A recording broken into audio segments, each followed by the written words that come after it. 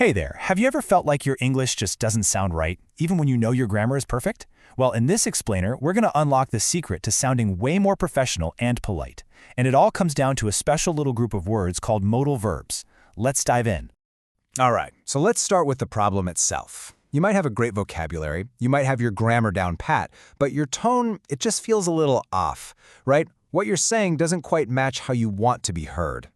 Let me ask you this. Does this sound familiar? Have you ever worried that you came off as too demanding, or maybe even a little rude, when really you were just trying to be clear and get to the point? If you're nodding along, don't worry. You are not alone. This is a super common challenge. Take a look at this slide. It says it all. On one side, you've got send the report. I mean, it's clear, sure, but it can sound pretty harsh, can't it? Now look at the other side. Could you send the report? It's a whole different vibe. It's polite, it's professional. That one tiny word changes everything. So here's the thing. When your tone is off, your words can land in a way you didn't intend. They can sound too strong, maybe a little too informal for work, or sometimes just plain unfriendly, even when you have the best intentions. The problem isn't your vocabulary, it's the subtle power of the words you're choosing. So what's the fix? Is it learning hundreds of new words? Nope.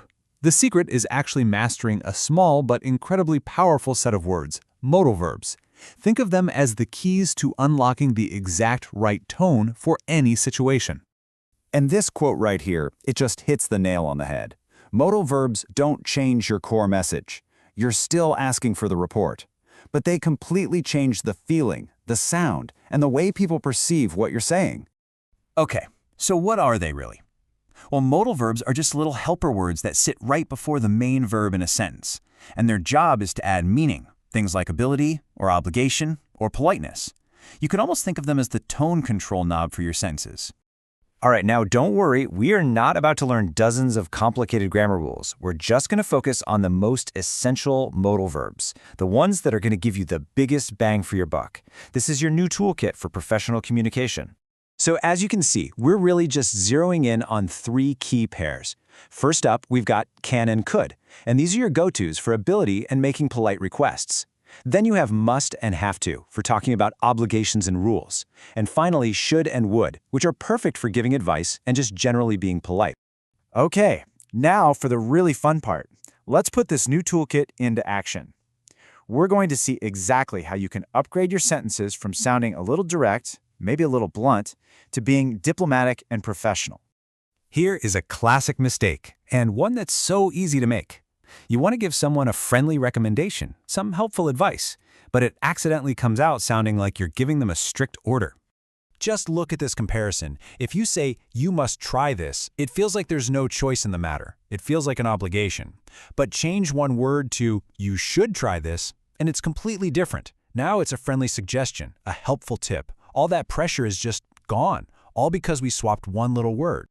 Next up, let's talk about asking for stuff. There is such a fine line between making a demand and making a polite request, and this is especially true in a professional setting. So imagine you need help. You could say, "Can you help me?" And it's grammatically correct, but it kind of focuses on their ability to help and can sound a bit demanding. Now compare that to, "Could you help me?" See the difference? It's the gold standard for polite requests. It's just softer, more formal, and shows a bit more respect. Now this next one is absolutely crucial for being clear, especially at work. You have to be able to separate a non-negotiable rule from just a helpful tip. Using the wrong word here can cause some real confusion.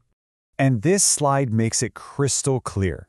You must follow the rules. Okay, that's an obligation. It is not optional, but you should check the email again. See? That's just me giving you helpful advice. I'm not forcing you. I'm just trying to help you avoid a mistake. Must is for rules, should is for suggestions. Simple as that. So, you've seen the huge difference these small words can make. Let's pull it all together now with a simple framework so you can start mastering your professional voice today. Here it is, a super simple three-step process. First, just ask yourself, what am I trying to do here? Am I making a request, giving advice, or stating a rule? Step 2, pick the modal verb that matches your goal. So could for a polite request, should for advice, must for a rule. And finally, the easy grammar part, you just add the basic form of the verb. No S, no to. It's always she could help, not she could to help. It's that easy. And by following these simple steps, you've really unlocked a whole new level of communication. You can now sound polite instead of just being direct. You can give great advice without making people feel pressured. You can explain the rules with total clarity.